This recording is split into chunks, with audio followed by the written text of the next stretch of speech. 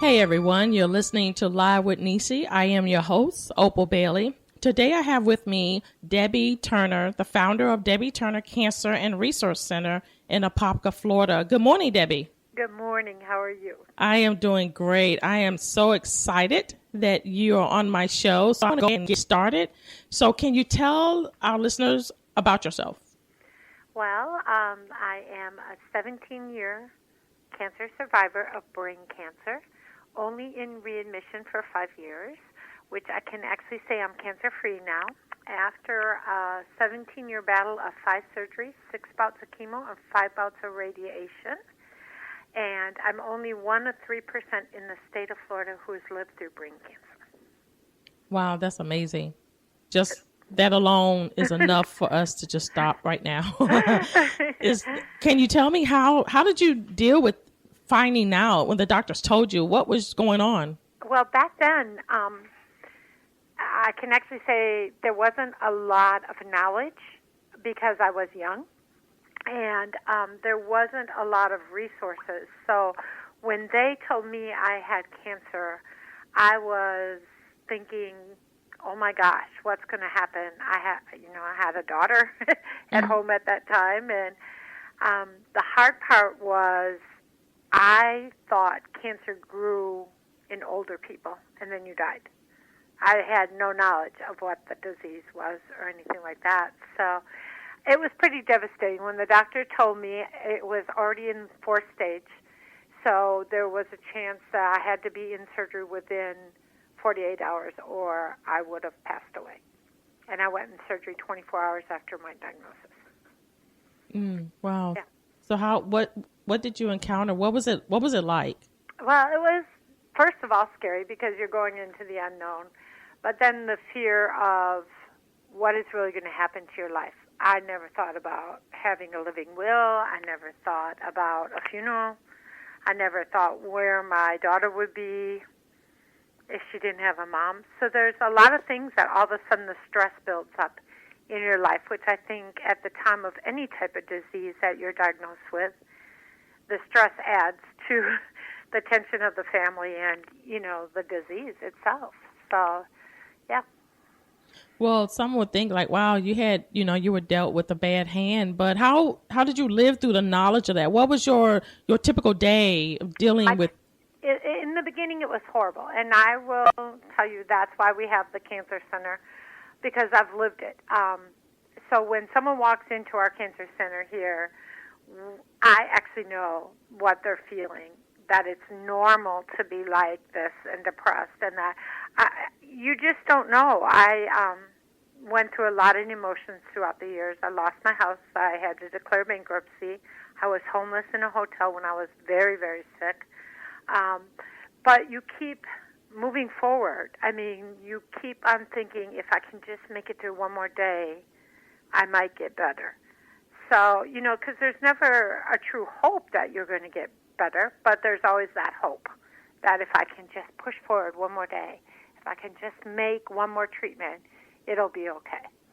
Yeah. You mentioned about they didn't have a lot of resources and help. Did you have a support system to help you get through what you was going through? I was actually very lucky. My husband became not only a husband who worked, he became a father to run our daughter all over to sports and school, and he became the full-time caregiver of me. He became the full-time person who took care of the bills and paid everything. He became a mother, father, and sole supporter of a family all within 24 hours. So there was really, I had my husband and my daughter, but there was, as far as community resources, there was hardly anything. That's why we opened the center. On my 5th surgery, laying there before I went under, my husband and I promised each other that we would somehow find resources for cancer families. And that's how the center became what it did to this day. So can you tell more about your center, what services you offer? And we're a nonprofit 501(c), which is a fully licensed and accredited cancer center and resource center. We take care of not only the cancer survivor, we take care of the whole family, and we take care of any type of cancer. So we're not limited to child cancer or breast cancer. We take care of whatever walks through our front door. We have a full salon with wigs, makeup, hygiene, hats, scarves. We have a kids' room, which is filled with toys, not only for our kids in treatment, but also for the family kids who a lot of time get left out in the situation because everyone's focused on the disease instead of the children. We have a computer lab, which I put anywhere from 65 to 70 middle school and high school kids through per day or every other day from the local area because their mom and dad are in treatment and their computer internet's turned off, so they have nowhere to do homework because every school now in 5 counties is on the internet. So they would pretty much fail school if we didn't think about the children in the family, too. We do transportation, we do food baskets, we do some medications, we do free mammograms in October. We, as of the end, on Monday, we will have given away 795 free mammograms to a total of raising $65,000 in 3 years. So that's a great record and a thing. We are completely run by volunteers with no salary, including my executive board from the community. So. Wow, so you're really giving back from we give everything back. Yeah, everything we can, we give back. So do the people that you're, the people that you're helping and supporting, do they live there? No, they come into the center. Most of them live in their own homes. Some we've had to get hotel rooms or rented houses because they've lost their house.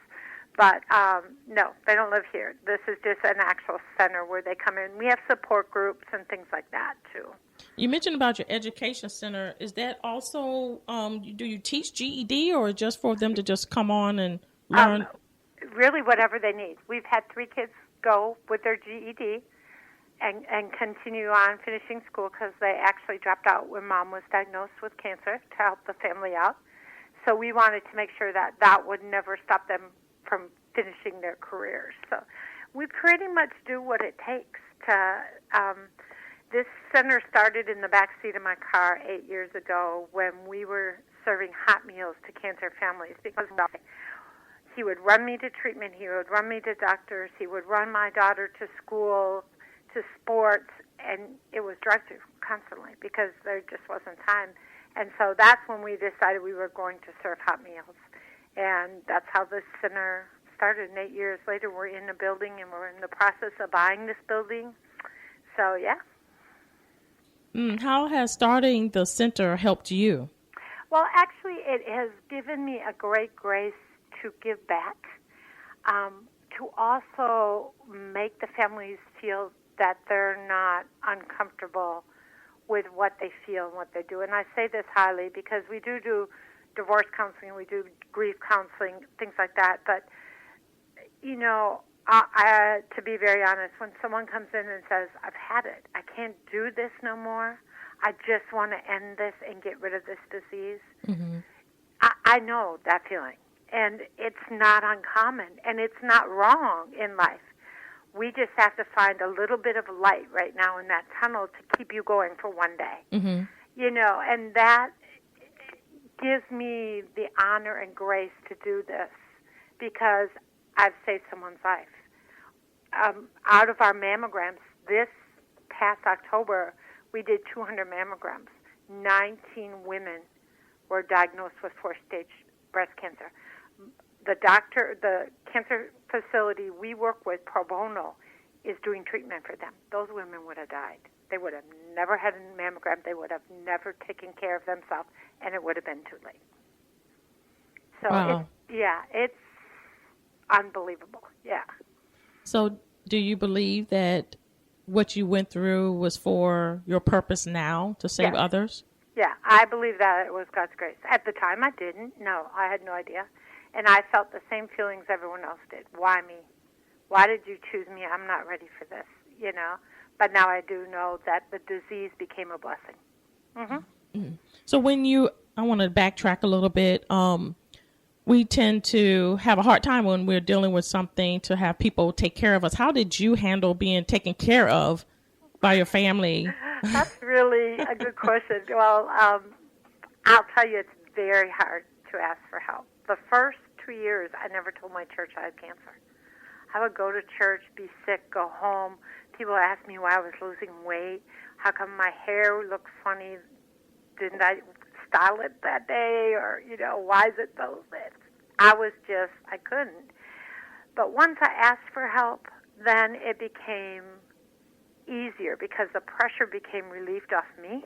Mm-hmm. And people want to help, they just don't know how to help.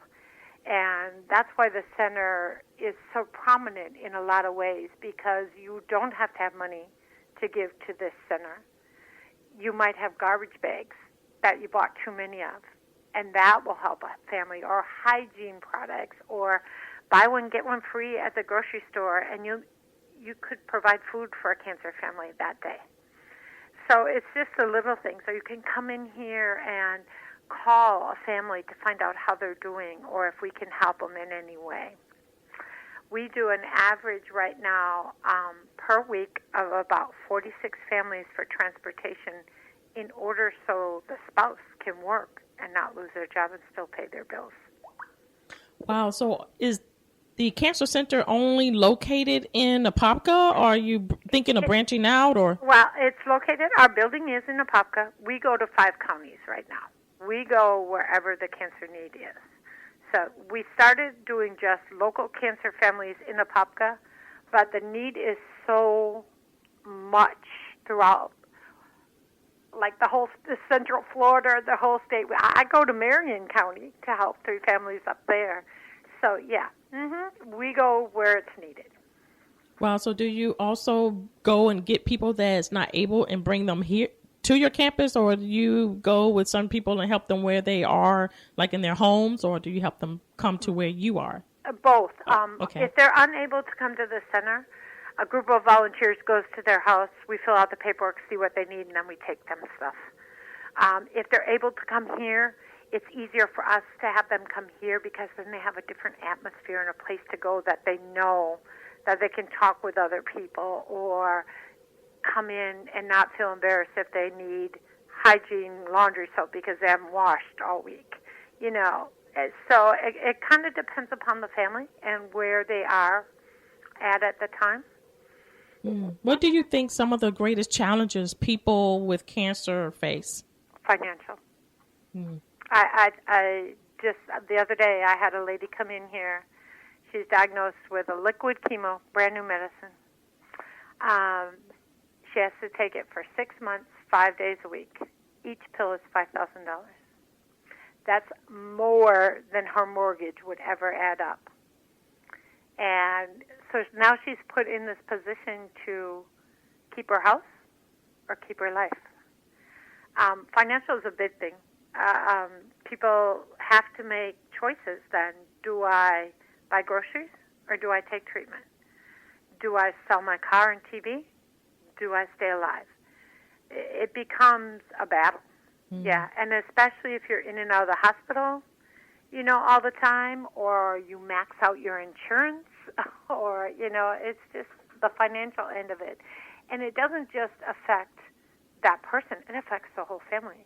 Like this past 2 weeks, we put 6 kids from each high school, we have 2 high schools here in Apopka, to homecoming because their parents are in treatment.